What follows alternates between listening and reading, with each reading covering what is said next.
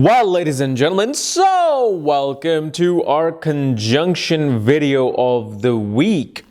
And this week we're going to be covering our conjunction of Moon, Mercury, Saturn, and Ketu, and what happens when these four planets are conjunct in your particular horoscope. And as always, if you do not know if you have these conjunctions and where they place, what sign they're in, what nakshatra they're in, all the other astrological details, for that check out the links here. Check out my full astrological report, including my books, Astrology, Conjunction Aspects, and Mahadashas at the Speed of Light, including all my consultations at this link. So, Moon, Mercury, Saturn, Ketu conjunction. So, as you know, Moon represents the mind, mother, comfort, happiness, travel. Moon represents milk, sweets. Moon represents childhood. Moon also represents innocence. Then you have Mercury. Mercury represents communication, aunts and uncles, speech, short distance travel. Then you have Saturn. Saturn represents restriction, boundaries, discipline, structure, organization, duty, commitment. It's about being slow. It's about being old, wise. Then you have Ketu. Ketu represents spirituality, moksha, breaks. Ketu represents, dogs. Ketu represents monks, spiritual people. And in Japanese astrology, it also represents languages. Ketu represents research, mathematics. So you have now all these four planets conjunct in your horoscope. Now, obviously, depending upon which house these planets are ruling, it'll have a certain meaning versus me just, giving this meaning of conjunction. So whatever I'm going to say here is just simply the most foundational meaning. It's not the meaning, okay? So having this conjunction, first of all, shows that growing up, most definitely there were struggles in terms of your communication, struggle in terms of getting along with the mother. There perhaps was a separation between you and the mother. There were breaks in your education and learning. But one thing that this also shows is that a person will be very good with languages, very good with being disciplined and learning multiple languages. Because remember, Ketu's language, Mercury's language. Mercury is also subjects in learning. And a person will be greatly interested in mechanical engineering. A person will be very much interested in even microbiology, dealing with environment, because Moon is also the environment. Moon is medicine.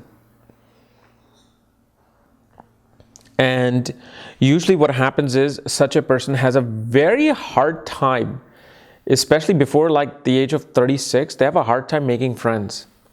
Making friends and keeping friends. They can make friends, but keeping them is another thing. Usually friendships break.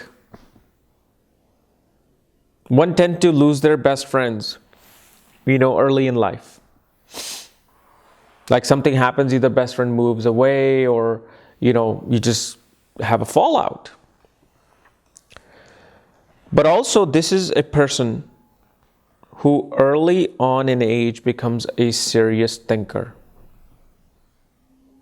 Somebody who, by dealing with the struggles of, their surroundings, grows up internally very quickly, becomes very independent very quickly. Because they're like, look, this is my environment. There's no, bed of roses here.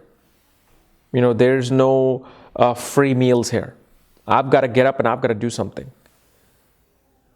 I'm not going to get everything from my mother and father.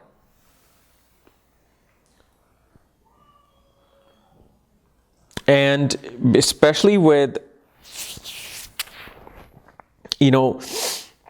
this conjunction, especially with having Ketu in this conjunction, a person will kind of like self-sabotage their their own life in a way. Most of the time, like anytime they get something good in their life, any promotion that comes in, they get nice clothes and jewelry, they have a chance to get a new car. They feel like, no, I don't deserve this. I don't deserve this. What have I done to get this? Is there something wrong with the world to give me this? And so usually these people will tend to live a very frugal life, not because of the fact that they're very frugal, is because they feel like they don't deserve the nicer things in life, because what happens early in age, whenever nicer thing comes, they just break apart. They come and they go. So this is why from childhood, because remember, moon is childhood, with the things that you experience in childhood makes you who you are now. If in childhood you thought life was easy, you'll think life is easy. If in childhood life is hard, life is hard. If in childhood life is all about education, life is all about education.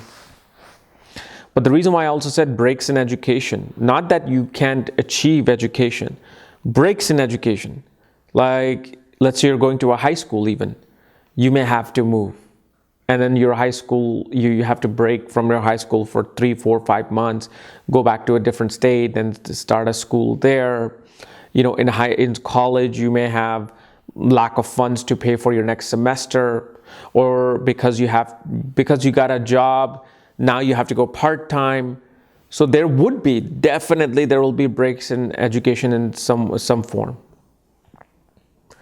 But usually such people become very good at languages, computer languages, learning about languages. What do you call, my God, I know there's a word for it. Linguistic and a translator. Yes. A person who is a linguistic and a translator can be very good with this combination. Then the other thing that we also see is that you probably either don't have aunts and uncles, or your aunts and uncles, live far away, or they, passed away early on. So there's a break with the aunts and uncles as well. Now, the biggest thing that we see with this conjunction, especially if it occurs in a water sign, a person can find sheer discipline towards their spiritual practices. A person will, some of the great spiritual people can come out of this. Because especially when you want to advance yourself above the material plane, there's like 7 different levels that I forgot.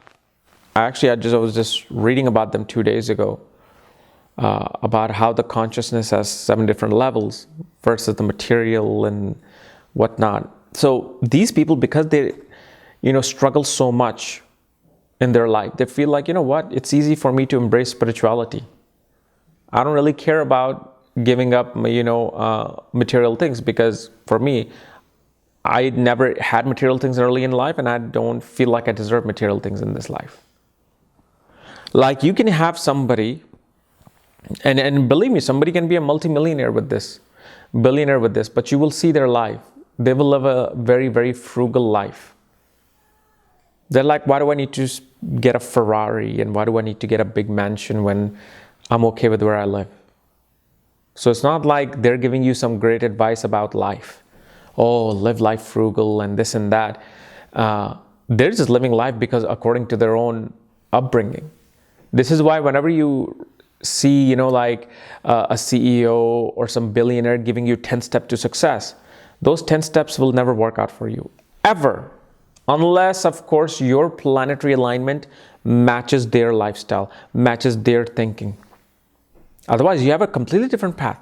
You could be like Osho Rajneesh. You could be a multi-millionaire, billionaire, wearing like a Patek Philippe watch, wearing these gaudy clothes and giving spiritual knowledge.